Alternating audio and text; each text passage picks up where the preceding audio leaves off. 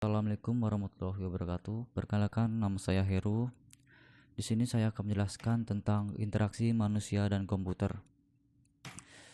Interaksi manusia dan komputer ialah disiplin ilmu yang mempelajari suatu hubungan antara manusia serta komputer yang meliputi perancangan, evaluasi, serta implementasi antarmuka pengguna komputer agar mudah digunakan oleh manusia. Di sini ada beberapa contoh interaksi manusia dan komputer. Yang pertama, ada bidang pendidikan. Yang kedua, ada bidang keuangan. Yang ketiga, ada bidang kesehatan. Lalu yang keempat, ada bidang transportasi. Yang kelima, ada di keseharian kita. Kita jelasin dulu yang bidang pendidikan.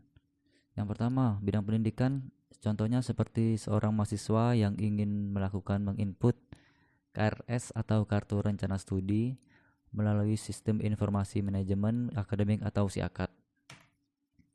Yang kedua, guru serta siswa melakukan aktivitas belajar mengajar di kelas dengan menggunakan laptop serta proyektor sebagai media komunikasi yang modern saat ini. Yang ketiga, ada guru dan siswa mengakses sistem pendidikan e-learning yang ialah singkatan dari electronic learning, yaitu metode baru dalam proses belajar mengajar yang menggunakan media elektronik khususnya internet. Dan ada di bidang keuangan. Di bidang keuangan yang pertama ada contohnya seorang kasir yang menghitung belanjaan pembeli yang menggunakan mesin kasir modern berbasis Android yang saat ini telah menggunakan touchscreen. Dan kedua ada di bank. Teller menggunakan komputer yang mengupdate informasi data nasabah seperti menabung, menarik tunai, transfer, atau sebagainya. Dan yang ketiga, akuntan untuk mempermudah membuat laporan keuangan perkantoran dengan menggunakan aplikasi komputer seperti Microsoft Excel, MyJob, dan sebagainya. Ini ada di bidang kesehatan. Di bidang kesehatan ada administrasi nih. Dalam dunia kedokteran, administrasi juga berperan dalam pelayanan kesehatan. Misalnya saja dalam proses perawatan, pembayaran, berobat. Nah, inilah yang membuat perkembangan teknologi sangat berperan dalam bidang kesehatan. Diagnostik. Nah, ini di dunia diagnostik, di dunia kesehatan, dokter juga seringkali menggunakan komputer untuk mendiagnosis pasien saja dalam pemeriksaan jantung, paru-paru, otak, dan lain-lain. Ya, ini di bidang transportasi. Di bidang transportasi ini ada dalam bidang transportasi manusia dan komputer berperan penting, misalnya mengatur segala jadwal lalu lintas pada kereta maupun pesawat. Nih, dalam keseharian kita, orang sekarang lebih memilih alat untuk transportasi berbasis online. Contohnya sebut juga sekarang Gojek, Grab, Uber, dan telah merajalela di Indonesia. Saat ini juga dapat membeli suatu barang tanpa harus ke toko langsung, bisa melalui online shop. Nah, ini tujuan IMK nih apa? Yang pertama, menghasilkan sistem yang dapat digunakan atau usable, memiliki manfaat, useful, dan mudah dioperasikan. Yang kedua, ada fungsionalitas, yaitu fungsi-fungsi yang ada di dalam sistem yang dibuat sesuai dengan perencanaan pembuatan. Dan yang ketiga nih, ada keamanan, mengetahui bagaimana sistem, yaitu kita berbuat memiliki tingkat pengamanan data atau tidak. Yang keempat, efektivitas dan efisiensi akan berpengaruh pada produktivitas kerja dari penggunanya dan sistem yang dibuat harus berfungsi dengan baik. Nah, ini ada sejarah IMK-nya nih. Di sejarah IMK, komputer pertama kali diperkenalkan secara komersial pada tahun 50-an. Mesin ini sangat sulit dipakai dan tidak praktis disebabkan karena komputer merupakan mesin yang sangat mahal dan besar di kala itu. Hanya dipakai kalangan tertentu, misalnya ilmuwan atau ahli-ahli teknik. Komputer pribadi seperti PC diperkenalkan pada tahun 70-an. Dan ini perkembangan penggunaan teknologi ini secara cepat dan mengagumkan ke berbagai penjuru dunia atau kehidupan, seperti pendidikan, perdagangan, pertahanan, perusahaan, dan sebagainya. Kemajuan-kemajuan tersebut mempengaruhi juga rancangan sistem. Nah, ada cabang ilmu yang emang sering mendukung untuk IMK. Yang pertama, antropologi. Antropologi itu ialah salah satu cabang ilmu sosial yang mempelajari tentang budaya masyarakat suatu etnis tertentu.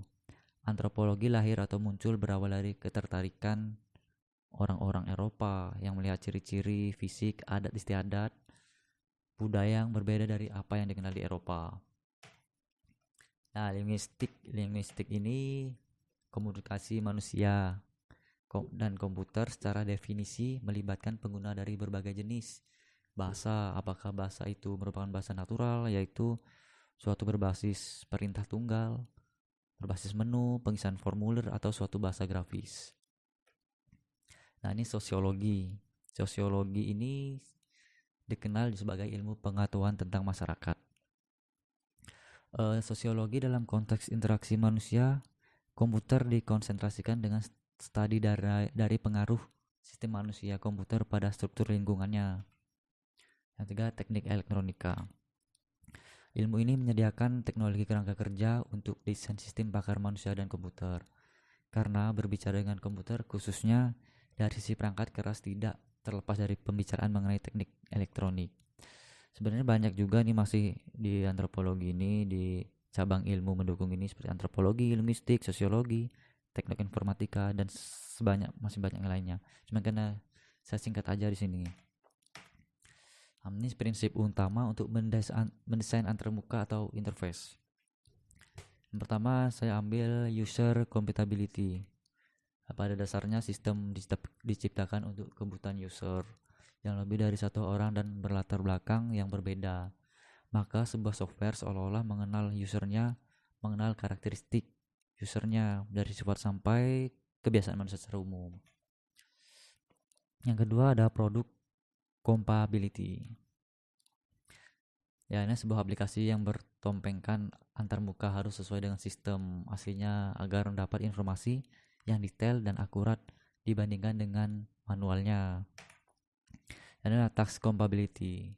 Ini sebuah aplikasi yang bertopengkan antarmuka harus mampu membantu para user dalam menyelesaikan tugasnya. Semua pekerjaan serta tugas-tugas user harus diadopsi dengan aplikasi tersebut melalui antarmuka. Nah, sebenarnya ini di prinsip utama mendesain antarmuka ini masih banyak. Cuman saya mengambil yang lebih penting-penting, 3 ini sudah cukup. Ini menurut saya kesimpulan dapat kita ambil dari penjelasan di atas, yaitu bagaimana agar tercipta untuk suatu interaksi dan kenyamanan kerja antara manusia dan komputer. Sebab pada umumnya setiap orang pasti menginginkan kenyamanan pada saat mereka melakukan aktivitas. Begitupun dengan komputer yang notabene adalah sebuah mesin yang dikendalikan oleh manusia.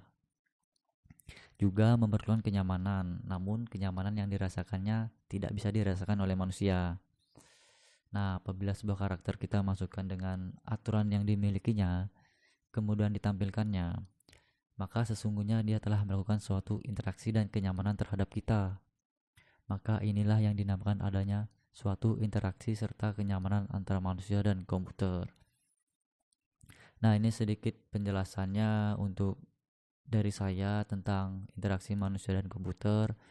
Maaf kalau kurang jelas, bisa hubungin saya, atau saya kurang jelas, kurang benar cara menjelaskannya. Dan sini mungkin kalau ada komenan atau saran yang penting bisa hubungin saya. Terima kasih.